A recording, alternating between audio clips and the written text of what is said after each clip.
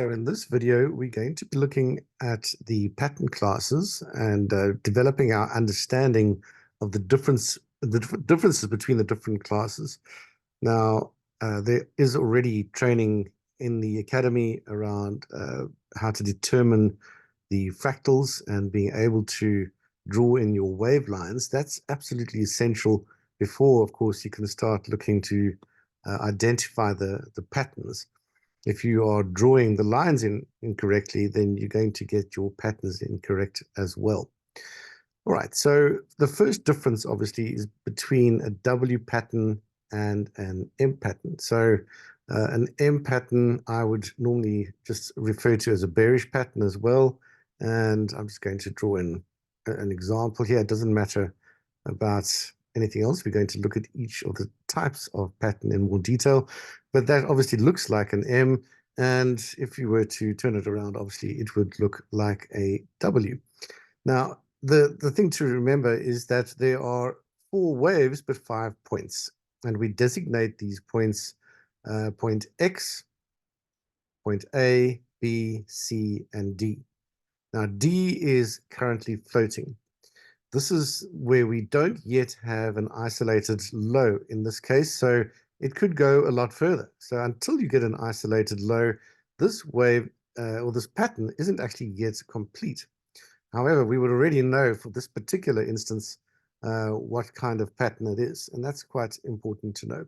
Before we talk about the patterns as well, I'd just like to give you a heads up about your future focus regarding patterns. Too many people make the mistake, once I've taught them patterns, of focusing too much on the last pattern, when in actual fact, you should be looking at the sequence of patterns.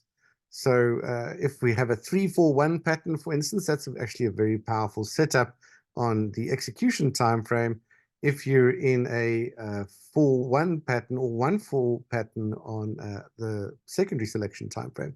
So there are all of these things to bear in mind, but most particularly, I'd say in your development going forward, remember that the last pattern you're looking at isn't necessarily the most important. It probably is the most important, but only in the context of what has actually come before. All right, so we'll talk about that in more detail in future training, but it's worth being aware of at this point. Okay, so let's have a look then at what the different pattern classes are. So I'm looking now at M patterns first. Of course, the W patterns are on inverse of this, but we will go through all of them just to make sure that there's clarity, because it is possible to get confused quite easily. Now, I'm going to go in order then of the different types of pattern, and you'll be able to see exactly why they are categorized in the order they are, as you see how we transition from one to another, or how they differ. Right, so this pattern over here would be a class 1 M pattern. Now remember, D is floating, so it's a class 1 M pattern from the moment the previous D turned into C, which means as soon as this high here became isolated. So as soon as that became isolated, then that goes from being C to being D. We now have a new D. And until this point that's floating here becomes an isolated low, this wave is still incomplete. That's very important to remember. And in future training as well, when we look at live charts and so on, you'll see a lot of how this pans out. But in the meantime, just remember that this is a class 1 pattern. Now, what makes it a class 1 pattern? Well, it's because we have XA, obviously, the XA leg is obviously standalone, but then point B closes outside of X, of the XA price range, but obviously below X. Now, that doesn't make it a class 1 pattern. That makes it a class 1 or class 2 pattern, as you will see.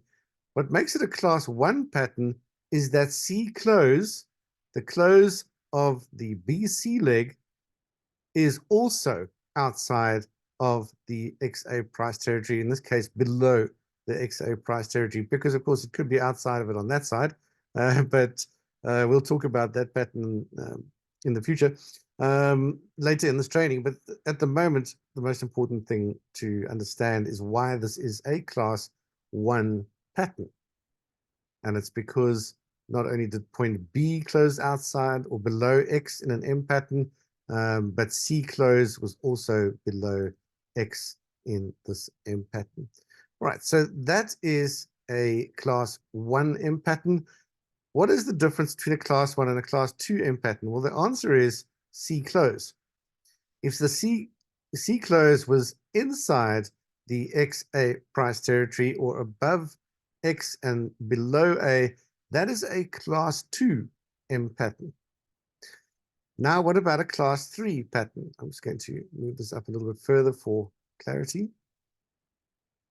That is still very much a class 2 M pattern. A class 3 pattern is one now where B closes inside of the XA price territory. And remember, this is a floating point, point D. So it's as soon as that high is isolated, we get our class, in this case, class 3 pattern. Of course, this could become a breakout leg, which is something we'll look at in the future when we talk about the sequences of the patterns. Right, so that being a class 3, what then would be a class 4? Well, what we do now is we move point C close, in fact, to above point A. That is now, I beg your pardon, that's not a class 4. That's we'll talk about that in a second. That is true as long as D remains above A as well. It is a class 4 M pattern. So now we're not looking at X, we're looking at A. And as long as D close, the last close in the CD leg, remains above A, it's a class 4 pattern. As soon as this comes down, well, let me put it this way, if this comes down into that price territory of XA, it is no longer a class 4, it is now a class 5 M pattern. You might then wonder, what is a class 6 pattern? Well, a class 6 is if we take that back down again to where it was, and in fact, we were talking about it a bit earlier. Let me just bring it back to where it was. Unfortunately, my attempts to grab 2 lines at the same time are not working. I'm just going to copy this so we have both. So you can see here's the XA price territory. You'll remember that was a class 1 pattern. A class 6 pattern. Try and get this right. It's not working. There we go. A class 6 pattern is that. So we were looking at class 1. That would have been class 2. This would be a class 6. And what makes it a class 6 is B is below X and C is above A. And you can see that this is pretty wild price movement when this takes place. We've got our XA leg, we get a break and close below X. The market then turns all the way around, goes through not only the X resistance level, but the A resistance level as well, and closes up above. And that is actually what defines it as a class 6. Now, we actually separate class 6s into 2 as well, which will make sense in a second, because this over here would be a class 6A, but if the price were to come down into the XA price territory, it becomes a class 6B.